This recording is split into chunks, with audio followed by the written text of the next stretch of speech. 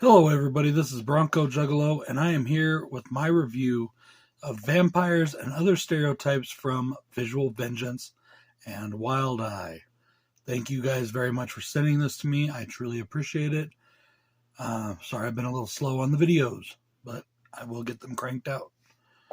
So before I get into my review of the film, I want to show the packaging and show the presentation of this boutique label release. Now here we have the slipcase, which is really cool.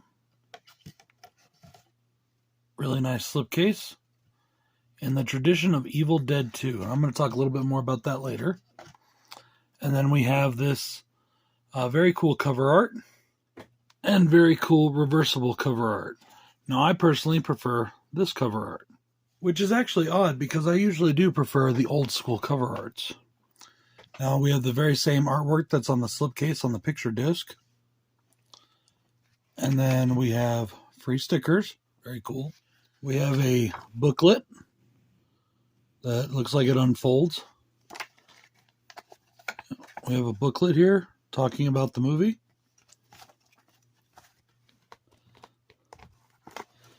And then we have a fold-out poster for the release. Very dope. Very cool. Very dope stuff. Now, Vampires and Other Stereotypes came out in 1994. This is directed by Kevin Lindemuth, who made quite a name for himself in the low-budget shot-on-video horror circuit, enough to get him a job at PBS directing documentaries. He is doing numerous documentaries for PBS.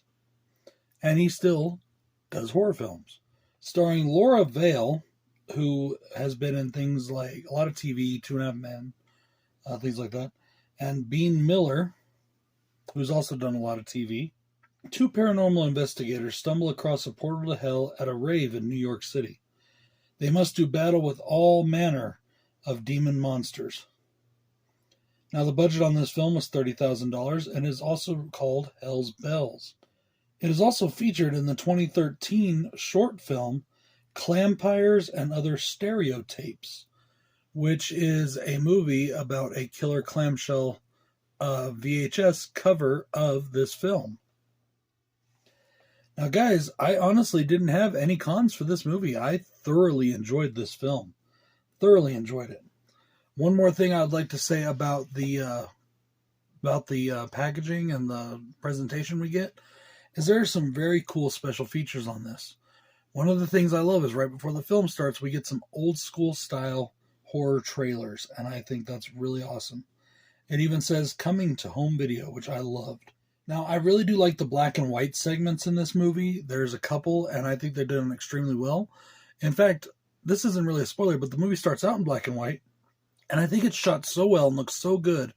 I wish they could have kept doing it in the black and white. It kind of reminded me of Clerks in that way, because it was very crisp, clear black and white.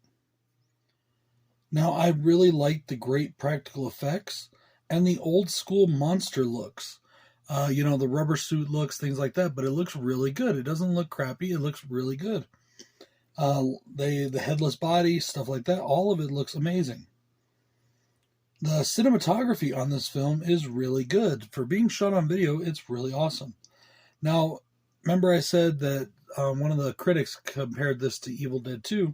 There actually is quite a few homages to Evil Dead 2 in this movie. And it does have that kind of crazy, anarchish kind of feel to it. Now, this movie has some really funny parts, which also comes from that Evil Dead 2 influence. You can definitely tell that Evil Dead 2 was a huge influence here. There's a great Elvis appearance, which I fucking love. And the music for this movie is really good. There's a really good rendition of People Are Strange by The Doors. It's not The Doors playing it, it's an instrumental, but it's really cool. I liked it. Guys, this movie is a lot of fun. This is a gem of the shot-on video genre.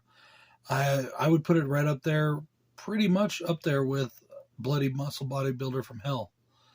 I really do, or Bloody Muscle Bodybuilder in Hell. Wait, is that right? You know what I'm trying to say. All right. So Thank you again to Wild Eye for sending this to me. I definitely recommend this movie.